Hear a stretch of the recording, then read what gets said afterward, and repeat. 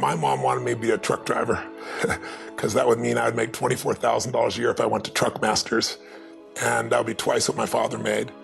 And she thought that would happen, but something inside of me said, I don't want to drive a truck. There's something else that matters more to me, and I decided I was not gonna go for money instead of passion.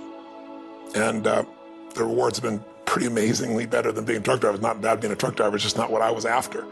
And I look back, and one of the things that helped me was my original teacher, Jim Rohn, who was a personal development speaker I went to hear when I was 17. He said something the first time I heard him, and he said, you know, it's really simple.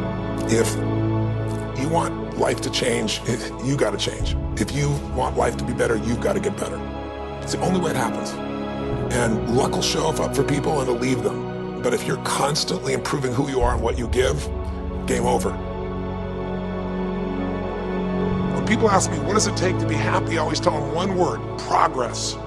Progress equals happiness. Even if you're not where you want to be yet, if you're on the road, if you're improving, if you're making progress, you're gonna love it. You're gonna feel alive. On the other hand, it doesn't matter how successful you are, if you stop growing, you start dying inside. I've always had this belief: if you want to be successful at anything in life, never leave the sight of setting a goal without doing something that commits you to fulfillment. If you get, like, you're in state, right, when you do something. While you're in state, that's the time to commit yourself to something that makes you follow through. So I'd call somebody up, I'd schedule something, I'd lock in the next meeting, I'd sign up for the class, I'd enroll the guy who was gonna mentor me, I'd set the meeting with a mastermind of people I met. I did something so that whatever I committed to, there was something when I went home that would pull me there. It's structure. This could be the greatest time you ever live if you control what you focus on, if you find a more empowering meaning, and if you decide to model the actions of those who succeeded before you. It can be the best financial time, the best emotional time, the best spiritual time of your life, but you better take control of your state. And if you think you're gonna do it just by today, you're wrong. You're gonna need to get yourself some rituals. Right now, every one of you in this room is controlled by your rituals. I don't just mean this one, I mean every morning you get up. I know your body, I can look at your body right now, and I can guess your rituals. Some of you, your rituals to work out 5 times a week, I can see it clearly. 4 to 6 times a week, it's obvious. Because you couldn't look like that if you didn't do that. Some form of workout, I don't care if it's walking, lifting, whatever. Some of you, it's obvious that lifting weights is part of it. You can see by that man's muscles. I know what his rituals are, because your life comes from your rituals. And if you don't develop the ritual, you're kidding yourself. How many agree with me on this? Raise your hand and say, I. And there are rituals that put you in state, and there are rituals that take you out of state. But if you've got what you know, that focus, the target, and you got the toolbox, and you're still not getting what you want, it's because you got inner conflicts. That's the third pillar. You've got to resolve your inner conflicts. Because that, as I try to explain to you, 80% of success in anything is your psychology, and 20% is the mechanics. So those inner conflicts are when you take 2 steps forward, you pull 3 steps back. Right?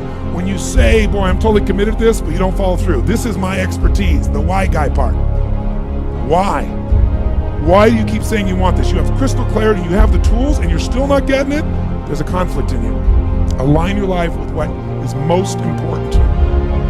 And then once you are in a position where you're aligned, guess what you'll do?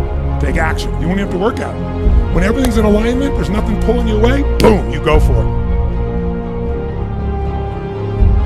Progress comes when you tell yourself the truth and you're able to feel the uncertainty and take action anyway. The thing that stops us all is fear. It's no surprise. Fear of failure, fear of rejection, fear of the unknown, fear of not looking good. And that fear we could translate into the simple thing of uncertainty. Now, when you look at someone who's incredibly successful, you look at someone who's truly a leader in their life or in their field, the one thing they have in common is they exude this sense of certainty. Now, where's that come from? Is it inborn? Are they lucky? Are things just going their way? No, great leaders know how to step in the uncertainty and bring the certainty to the situation. Most people in life, we really feel like the level of stress in our life comes to how much of life do you feel like you control, or how much does life control you? Do you tend to control more of what's going on, or events controlling you? It's very easy to have those events start to take control unless we take control of what's between our ears, our own mind. You see, what you and I focus on massively affects how we feel, whether we're thriving or surviving.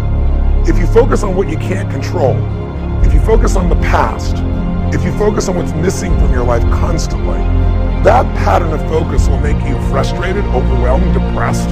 It won't even matter if you're taking antidepressants. If you keep focusing on what you can't control, what's missing from your life, you're going to feel depressed still. You can take as many antidepressants as you want. Focus equals power. If you want to thrive, you got to focus on what you can control. You got to focus on the difference you can make. You got to focus on what's already in your life that you're grateful for. So you got to find a story that's going to empower you to act. A story that's going to get you to find the breakthrough. Because otherwise, with a lousy story, you'll never find the strategy, or you'll come up with a reason why it's too expensive, you can't get there, you can't access it, or you'll even get the strategy and then half-assed apply it just so you can reward your story that says it doesn't work because I tried it. Resourcefulness is the ultimate resource.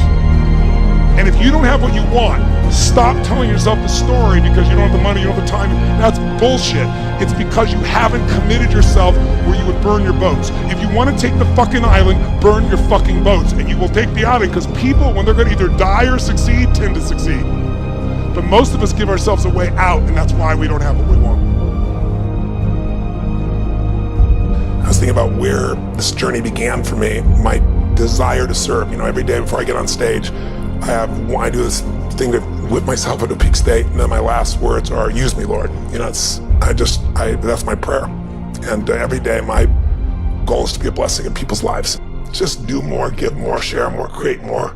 What you need will be there. It's like air. You don't stop to think about when you take a breath whether it'll be there or not. It's always going to be there. Yeah. You just got to do your part. Early in my life, one of my mentors, a man named Jim Rohn, said, "Tony, all you have to focus on in your life is find a way to add more value than anybody else does, and you'll never have to worry about anything."